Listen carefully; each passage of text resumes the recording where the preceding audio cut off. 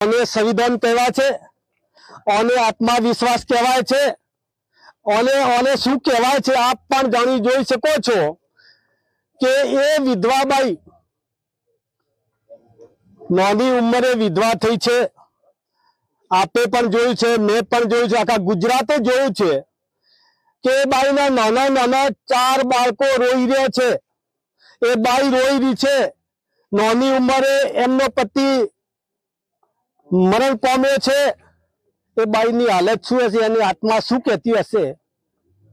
અને કહેવાય છે આ ભાજપની સરકારની અંદર સંવેદન અમે નહીં માનતા, એટલા માટે કે એમને જો એ લોકો એટલો વિશ્વાસ કરતો ને આત્મવિશ્વાસ હોત ને તો આટલા પગલો ના ભર્યો હોત, ઉપરથી વિધવાબાઈને સપોર્ટ કર્યો હોત, અને જે નુકસાન થયું એ નુકસાન કરવા માટે ના આવ્યા હોત।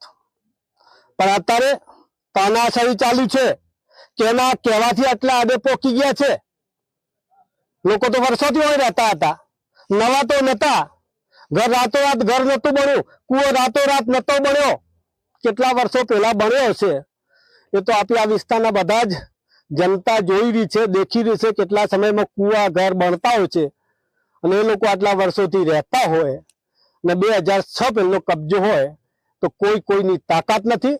તાકાત એટલા માટે નથી, સરકારે નિયમ કર્યો છે, સરકારે મંજૂર કરી છે, અને જે એમની માંગણી હતી, દાવા રજૂ થયા હોય, દાવા ના રજૂ થયા હોય ને સનદો મળી હોય તો 5 વીઘા કબજો કર્યો હોય અને 5 વીઘા 2006 પહેલો કબજો બોલતો હોય અને એમાંથી એક જ વીઘો સનદ આપ્યું તો શું એ 4 વીઘાનો હકદાર નથી? એમની માંગણી હતી, એ માંગણી પ્રમાણે સરકાર આ નિયમ અનુસાર